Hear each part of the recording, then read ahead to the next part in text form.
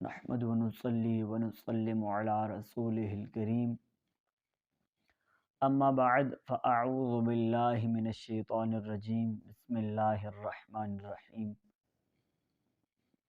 گناہوں سے توبہ ہر مسلمان مرد اور عورت پر واجب ہے۔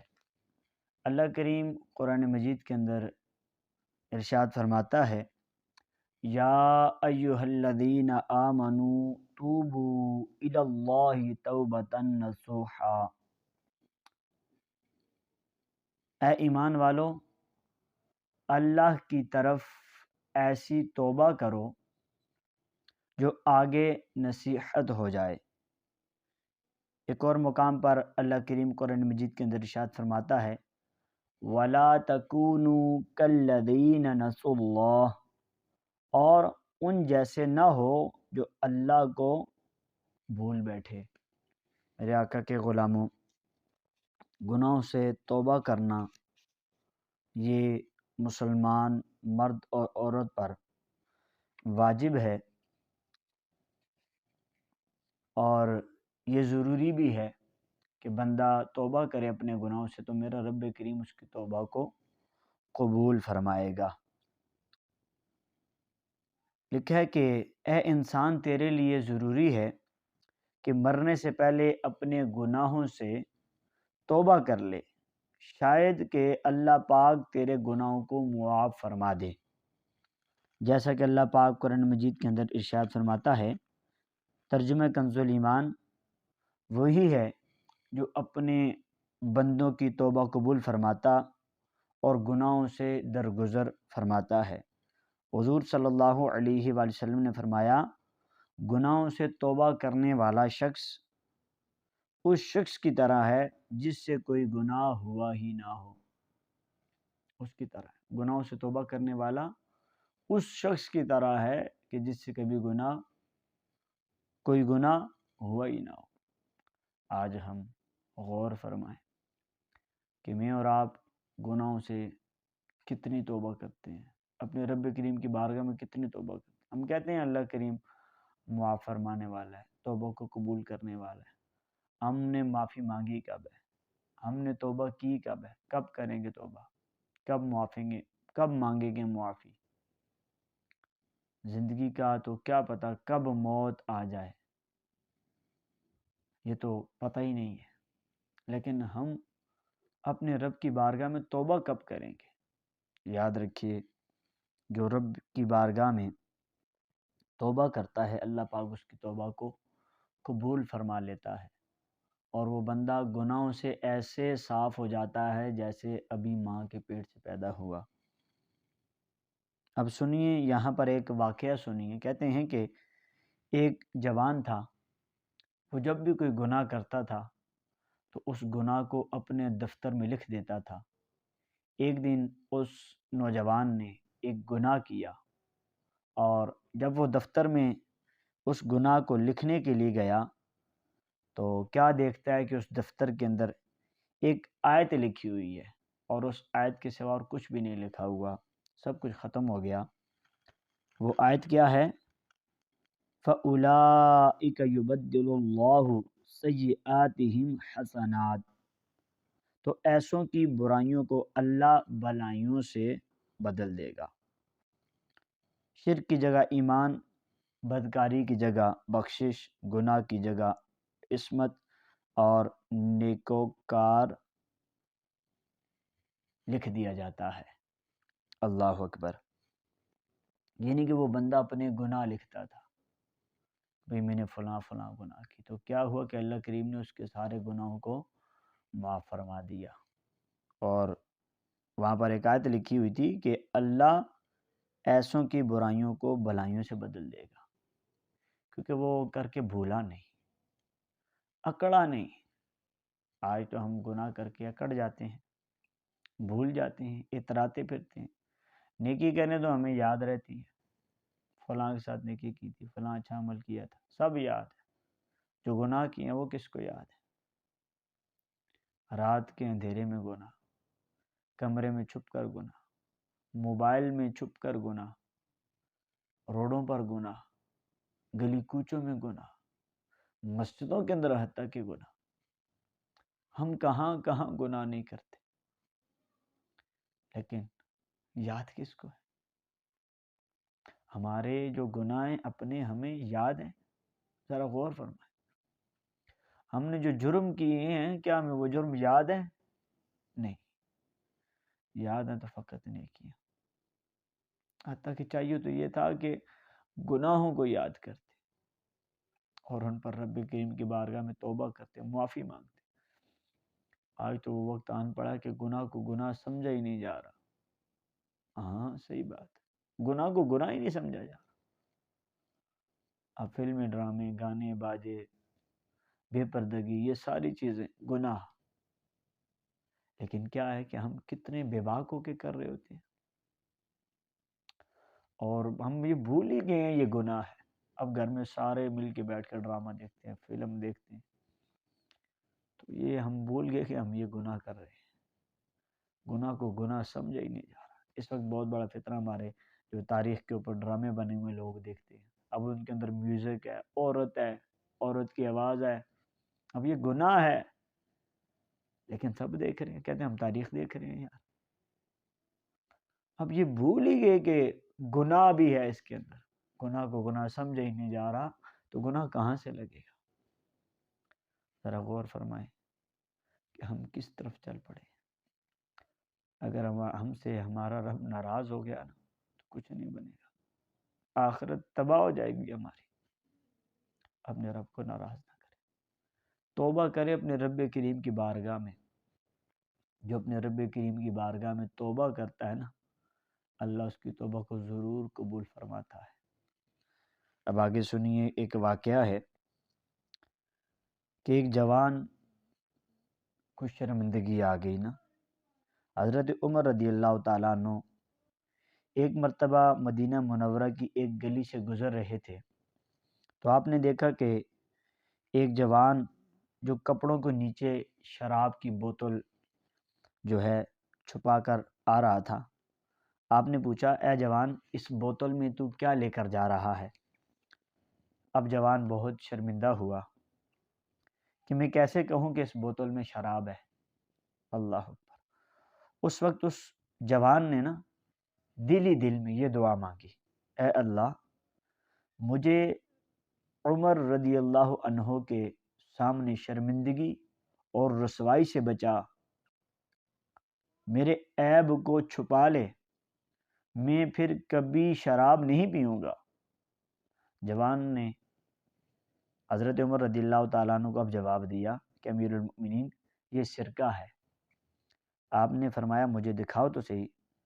چنانچہ آپ نے دیکھا وہ سرکہ ہی تھا، لیکن بندے نے سچے دل سے توبہ کی نا، شرمندگی کی۔ اب شرمندہ ہو رہا تھا نا فاروق اعظم رضی اللہ تعالیٰ عنہ کے سامنے، تو یہ شرمندگی ہوئی، تو اللہ نے اس پر بھی اس کو معاف کر دیا اور اس کے شراب کو سرکے میں بدل دیا۔ لیکن یہی شرمندگی کاش ہماری جو لوگوں کے سامنے میں ہو جاتی ہے، ہمیں لوگ گناہ کرتا ہوا دیکھ لیں تو رب کے سامنے ہمیں ہو جائے، لیکن رب کے سامنے نہیں ہوتی۔ ہم کیسے لوگوں سے چھپ چھپ کے گناہ کرتے ہیں؟ لوگوں سے تو چھپ سکتے ہیں، کیا اللہ سے چھپ سکتے ہیں؟ نہیں، اللہ سے کہیں بھی نہیں چھپ سکتے۔ میرا رب ہر جگہ سے دیکھ رہا ہے، جہاں مرضی چلے رب دیکھ رہا ہے، لیکن ہم پھر بھی گناہوں سے باز نہیں آ رہے۔ اللہ اکبر۔ کہتے ہیں کہ اے انسان ذرا غور تو کر کہ ایک بندہ بندے کے ڈر سے خلوص دل سے توبہ کر لے تو اللہ نے اس کی شراب کو سرکہ میں تبدیل کر دیا ہے۔ اسی طرح اگر کوئی گناہ گار اپنے گناہوں پر شرمندہ ہو کر توبہ کر لیتا ہے تو اللہ پاک اس کی نافرمانیوں کی شراب کو فرمانبرداری کے سرکے میں تبدیل کر دیتا ہے، جیسا کہ اس جوان کا معاملہ میں ہوا جو اپنی برائیاں اپنے دفتر میں لکھ دیتا تھا۔ کاش ہمیں شرمندگی تو ہو، ہمیں ندامت تو ہو، ہم گناہوں سے توبہ تو کریں، اپنے رب سے معافی تو مانگیں۔ اب ایک اور بڑا پیارا واقعہ سنیے گا۔ حضرت ابو ہریرہ رضی اللہ تعالیٰ عنہ فرماتے ہیں کہ ایک رات میں حضور علیہ الصلوۃ والسلام کے ساتھ نماز عشاء پڑھ کر باہر نکلا۔ رستے میں مجھے ایک عورت ملی، اس نے مجھ سے پوچھا میں نے ایک گناہ کر لیا ہے، کیا میں توبہ کر سکتی ہوں؟ کہتے ہیں میں نے اس سے پوچھا تو نے کون سا گناہ کیا ہے؟ عورت کہنے لگی میں نے زنا کیا تھا، اس زنا سے بچہ پیدا ہوا ہے تو اس بچے کو میں نے قتل کر دیا ہے۔ آپ کہتے ہیں میں نے کہا تو تباہ ہو گئی، تیرے لیے کوئی توبہ نہیں ہے۔ وہ عورت بے ہوش ہو کر گر پڑی اور کہتے ہیں میں اپنی راہ چل دیا۔ کہتے ہیں تب میرے دل میں خیال آیا، میں نے حضور علیہ الصلوۃ والسلام سے پوچھے بغیر یہ بات کیوں کہہ دی، یعنی سرکار سے پوچھے بغیر یہ بات کیوں کہہ دی کہ تیری توبہ قبول نہیں ہوگی، تو تباہ ہو گئی، کہ تیرے لیے کوئی توبہ نہیں ہے۔ کہتے ہیں میں حضور علیہ الصلوۃ والسلام کی خدمت میں آیا اور سارا واقعہ حضور علیہ الصلوۃ والسلام کو سنایا۔ تو میرے آقا علیہ الصلوۃ والسلام نے فرمایا تم نے بہت برا کیا۔ سرکار نے فرمایا کہ ابو ہریرہ تم نے بہت برا کیا، کیا تم نے یہ آیت نہیں پڑھی تھی؟ اللہ پاک فرماتا ہے والذین لا يدعون مع اللہ الہا آخر الآیہ، اللہ اکبر، اور جو اللہ کے ساتھ کسی دوسرے کو معبود نہیں پوجتے۔ ابو ہریرہ رضی اللہ تعالیٰ عنہ کہتے ہیں جو ہی میں نے یہ بات سنی میں اس عورت کی تلاش میں نکلا اور ہر کسی سے پوچھنے لگا مجھے اس عورت کا پتہ بتلاؤ جس نے مجھ سے مسئلہ پوچھا تھا۔ کہتے ہیں کہ یہاں تک کہ بچے مجھے پاگل سمجھنے لگے۔ کہتے ہیں بالآخر میں نے اس عورت کو تلاش کر لیا اور اسے یہ آیت سنائی۔ کہتے ہیں جب میں فَأُولَٰئِكَ يُبَدِّلُ اللَّهُ سَيِّئَاتِهِمْ حسنات، کہتے ہیں اس تک پہنچا اور یہاں تک میں سنا چکا تو وہ خوشی سے دیوانی ہو گئی اور کہنے لگی میں نے اپنا باغ اللہ اور اس کے رسول کے لیے بخش دیا۔ اللہ اکبر۔ اب یہ جو عتبہ ہے، عتبہ غلام کا ایک عجیب واقعہ ہے، یہ بھی توبہ کے متعلق ہے، یہ بھی میں آپ سے عرض کرتا چلوں۔ کہتے ہیں عتبہ غلام رحمۃ اللہ تعالیٰ علیہ جن کی فتنہ انگیزی اور شراب نوشی کی داستانیں مشہور تھیں، ایک دن حضرت حسن بصری رحمۃ اللہ تعالیٰ علیہ کی مجلس میں آیا۔ اس وقت حضرت حسن بصری رحمۃ اللہ تعالیٰ علیہ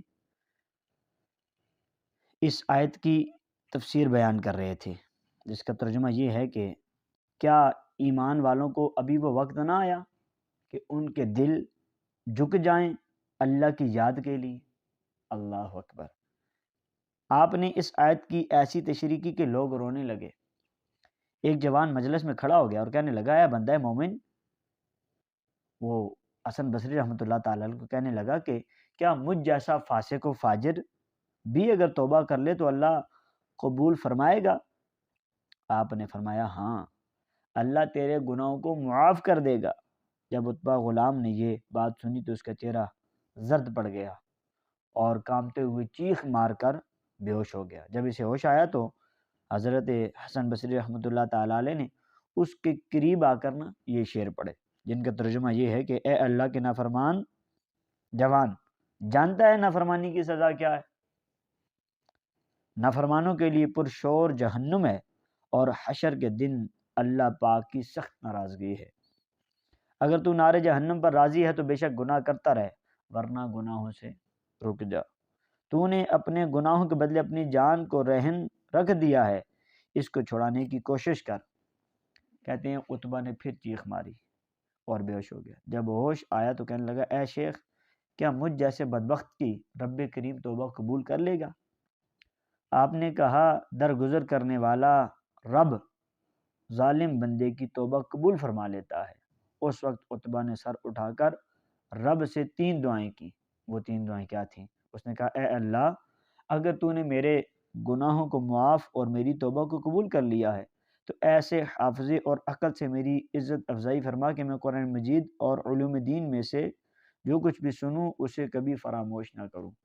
دوسری دعا کی اللہ، مجھے ایسی آواز عنایت فرما کہ میری قرات سن کر سخت سے سخت دل بھی موم ہو جائے۔ تیسری دعا کی اے اللہ، مجھے رزق حلال عطا فرما اور ایسے طریقے سے دے جس کا میں تصور بھی نہ کر سکوں۔ کہتے ہیں اللہ نے عتبہ کی تینوں دعائیں قبول فرما لیں۔ اس کا حافظہ اور فہم و فراست بڑھ گئی۔ جب وہ قرآن کی تلاوت کرتا تو ہر سننے والا گناہوں سے توبہ کر لیتا اور اس کے گھر میں ہر روز ایک پیالہ شوربا کا اور 2 روٹیاں رزق حلال سے پہنچ جاتی۔ اللہ پر کسی کو معلوم نہیں تھا کہ یہ کون رکھ جاتا ہے، اور رتبہ غلام ساری زندگی ایسا ہی اس کے ساتھ ہوتا رہا، اور یہ اس شخص کا حال ہے جس نے اللہ سے لو لگائی۔ اب یہ سوال ہوا، کسی عالم سے پوچھا گیا کہ بندہ جب توبہ کرتا ہے تو کیا اسے اپنی توبہ کے مقبول یا غیر مقبول ہونے کا پتہ چل جاتا ہے؟ تو جواب ملا، عالم نے جواب دیا، ایسی مکمل بات تو نہیں، البتہ کچھ نشانیاں ہیں جن سے توبہ کی قبولیت کا پتہ چل جاتا ہے۔ وہ یہ ہیں کہ وہ اپنے آپ کو گناہوں سے پاک رکھتا ہے، اس کے دل سے خوشی غائب ہو جاتی ہے، ہر دم اللہ کو موجود سمجھنے لگتا ہے، نیکیوں کے قریب اور بروں سے دور رہنے لگتا ہے، دنیا کی تھوڑی سی نعمت کو عظیم اور آخرت کے لیے کثیر نیکیوں کو بھی قلیل سمجھتا ہے، اپنے دل کو ہر وقت فرائض خداوندی میں مصروف اور اپنی زبان کو بند رکھتا ہے، ہمیشہ اپنے گزشتہ گناہوں پر غور و فکر کرتا رہتا ہے اور غم اور پریشانی کو اپنے اوپر لازم کر لیتا ہے۔ اللہ اکبر۔ میرے آقا کے غلام، آپ نے سنا کہ توبہ کی کتنی برکات ہیں، کہ بندہ سچے دل سے اپنے رب کریم کی بارگاہ میں توبہ کرے تو اللہ اس کی توبہ کو قبول فرماتا ہے۔ بنی اسرائیل کا بھی ایک واقعہ ہے، جب بنی اسرائیل میں 7 سالی ہو گئی تو اللہ کریم نے بارش بند کر دی، کچھ نہیں برس رہا۔ اب سارے لوگ حضرت موسیٰ علیہ السلام کے پاس آ کر کہنے لگے، اللہ کے نبی بارش نہیں ہو رہی، ہمارے جانور پیاس سے مر رہے ہیں۔ اب حضرت موسیٰ علیہ السلام نے دعا کی، اب دعا کہاں کی؟ مجمع میں، مجمع سارا جمع کیا، سارے لوگ جمع ہوئے، وہاں حضرت موسیٰ علیہ السلام نے دعا کی۔ جب دعا کی بارش کے لیے نا، تو اللہ کریم نے فرمایا، پیارے موسیٰ، میں تیری دعا کو قبول نہیں کروں گا، میں تم پر بارش نازل نہیں فرماؤں گا اس وقت تک کہ جب تک تمہاری اس مجلس میں ایک وہ بندہ بیٹھا ہے جس نے میری نافرمانیاں کی ہیں، 40 سال ہو گئے میری نافرمانی کرتا چلا آ رہا ہے، تو وہ جب تک اٹھ کے جائے گا نہیں، میں بارش نہیں برساؤں گا، آپ کی دعا کو قبول نہیں کروں گا۔ اب کیا ہوا؟ تو اب موسیٰ علیہ السلام نے کہا، کون ہے اس مجلس کے اندر جو 40 سال ہو گئے جس نے اللہ کریم کی نافرمانی کی، وہ ہماری مجلس سے نکل جائے، ہمارے اس مجمع سے نکل جائے، تاکہ ہماری دعا قبول ہو تو اللہ رحمت کی بارش عطا فرمائے۔ کہتے ہیں نا، وہ پھر لوگ ایک دوسرے کو دیکھنے لگے، جو مجرم ہوتا ہے نا اس کو پتہ ہوتا ہے یار مجرم تو میں ہی ہوں، اللہ اس نے دیکھا نا، ادھر دیکھتا ہے ادھر دیکھتا ہے، کوئی نہیں اٹھ رہا، اسے پتہ چل جائے گا اب میں نہیں اٹھنا۔ اب نا شرمندہ ہوا، آنکھوں سے آنسو نکلے اور کہنے لگا، مولا، اب نا اس نے اپنے سر پہ چادر ڈالی، آنکھوں سے آنسو ٹپک رہے ہیں، شرمندگی، کہنے لگا، مولا، میں 40 سال تک تیری نافرمانی کرتا رہا، تو نے میرے عیبوں کے اوپر پردے ڈالے رکھے۔ کہنے لگا، یا اللہ، مجھے آج یہاں پر رسوا نہ کرنا زمانے کے سامنے۔ کہنے لگا، یا اللہ، میں آج سچی توبہ کرتا ہوں، آج کے بعد تیری نافرمانی نہیں کروں گا۔ کہتے ہیں اس نوجوان نے جیسے ہی توبہ کی نا، اللہ کریم نے بارش نازل فرما دی۔ اب موسیٰ علیہ السلام نے کہا، مولا، بندہ تو اٹھ کے گیا نہیں ہے، آپ نے پہلی بارش دے دی۔ تو رب کریم نے فرمایا، ہے پیارے موسیٰ، جس کی وجہ سے بارش نہیں برسا رہا تھا نا، اسی کی وجہ سے برسا دیا، اور جو میرا نافرمان تھا نا، اس نے میرے ساتھ دوستی کر لی ہے، صلح کر لی ہے، میں اب اس سے راضی ہو گیا۔ اللہ اکبر۔ ایک شرمندگی، ندامت کے چند آنسو رب کریم کی بارگاہ میں بڑے مقبول ہیں۔ کاش کہ ہماری آنکھوں سے یہ ندامت کی، شرمندگی کے چند آنسو سے نکل جائیں، کاش ہم خوف خدا میں رونے والے بن جائیں۔ اللہ کریم ہماری توبہ کو قبول فرمائے۔ یہ یاد رکھیے گا، توبہ کے 3 ارکان ہیں، یہ 3 ارکان پائے جائیں نا تو پھر توبہ قبول ہوتی ہے۔ وہ کیا؟ پہلا یہ ہے کہ آپ نے اظہار جرم، جو گناہ کیا اس کا اظہار کرنا۔ دوسرا، اس پر ندامت، شرمندگی۔ تیسرا یہ ہے کہ آئندہ وہ گناہ، وہ جرم نہ کرنے کا پکا عزم، کہ آئندہ کے بعد یہ گناہ نہیں کروں گا۔ یہ 3 شرائط پائی جائیں نا، پہلی اظہار جرم، اظہار گناہ جو کیا ہے، دوسرا ندامت، شرمندگی اس پر، تیسرا آئندہ نہ کرنے کا پختہ عزم، تو یہ بندہ یہ 3 شرائط پائے جائیں پھر رب کریم کی بارگاہ میں دعا کرے تو اللہ اس کی توبہ کو ضرور قبول فرماتا ہے، پھر رب اسے معافی فرما دیتا ہے۔ یاد رکھیے گا، گناہ گار بڑے ہیں، سیاکار بڑے ہیں، لیکن اللہ کی رحمت سے نا امید نہیں ہونا۔ رب فرماتا ہے لا تقنطوا من رحمت اللہ، اے میرے بندوں میری رحمت سے نا امید نہ ہونا۔ تو اپنے رب کی بارگاہ میں سچے دل سے توبہ کیجیے، اللہ کریم ہماری توبہ کو قبول فرمائے گا اور ہمیں بخش بھی دے گا اور ہمیں جنت بھی عطا فرمائے گا۔ رب کریم عمل کرنے کی توفیق عطا فرمائے، آمین۔